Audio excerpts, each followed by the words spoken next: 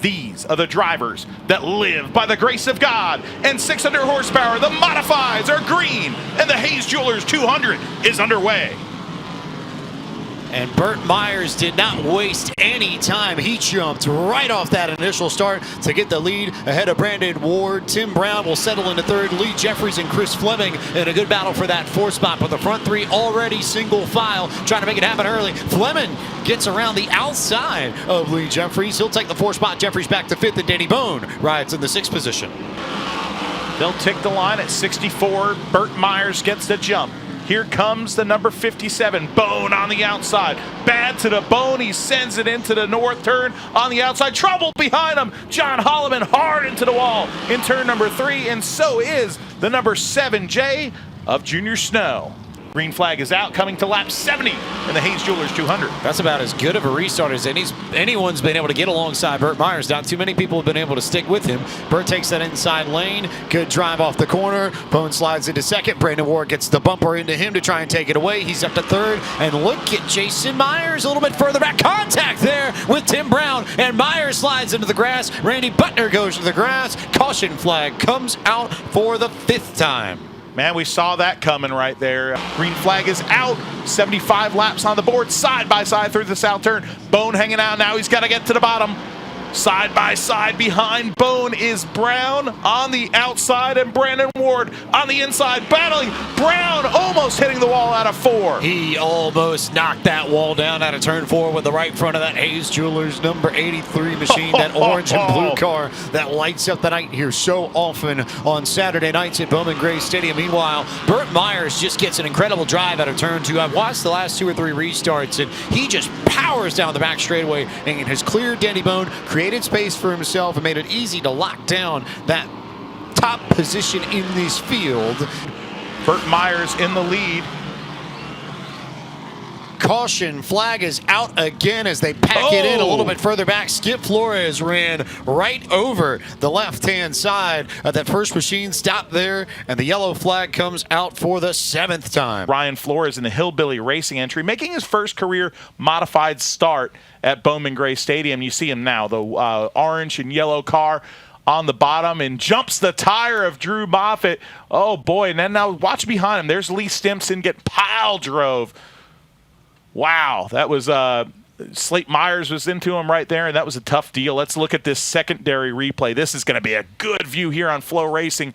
Contact right there, and modifieds are open wheel race cars, and that's what happens when you make contact wheel to wheel. Almost to the halfway point of the Hayes Jewelers 200. 14 cars remain out of the 25 that started. Green flag is back out side by side through the south turn. Now Bone will try to file down to the bottom.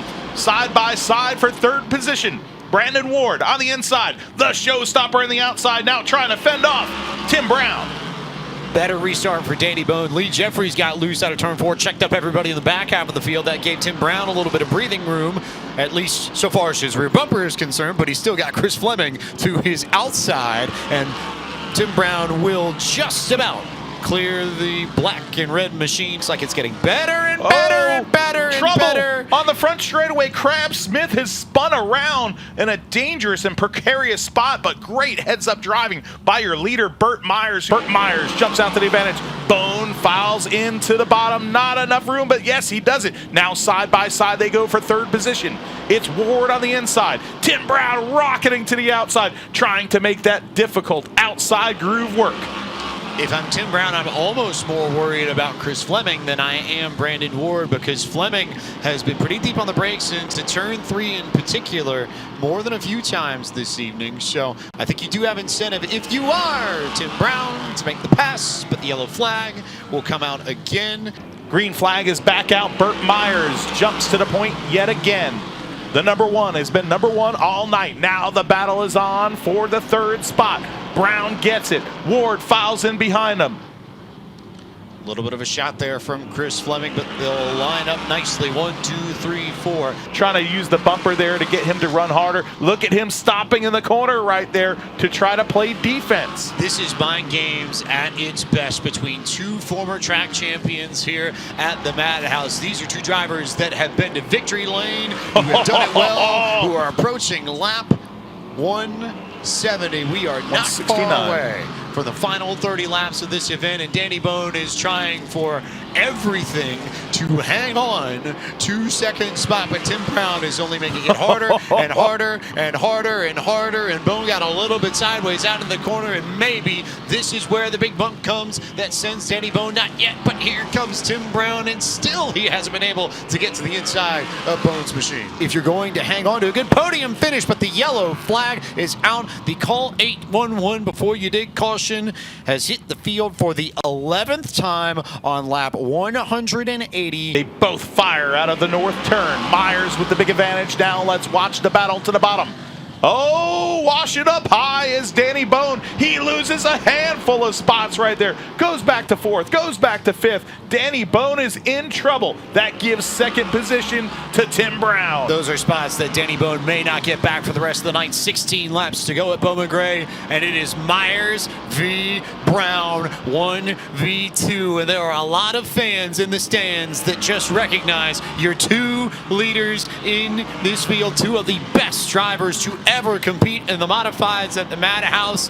One of, if not maybe the greatest rivalry this stadium has and this stadium has ever seen, and everybody recognizes it, but the yellow flag comes out for the 12th time for a car that is slow over in turn 2. Get the green flag here. Both drivers fire at the same time, side by side. Myers, Brown through the south turn. Brown trying to hold on in the outside. He can't do it. Files in behind the Walnut Cove, North Carolina driver. Walnut Cove, Tobaccoville, battling for the lead. When do you use the bumper if you're Tim Brown? Burt Myers got that incredible drive off of turn 2 yet again to lock down the lead as there's trouble behind. Lee Jeffries spins around, and so does Randy Butner. Butner spins around. Brown on the outside. Brown's going to fight him tooth and nail on the outside. He's got the bit between his teeth right now, grinding it out of turn number 2. Down the back straightaway they go, charging to the outside of Myers. Now Myers drifts up.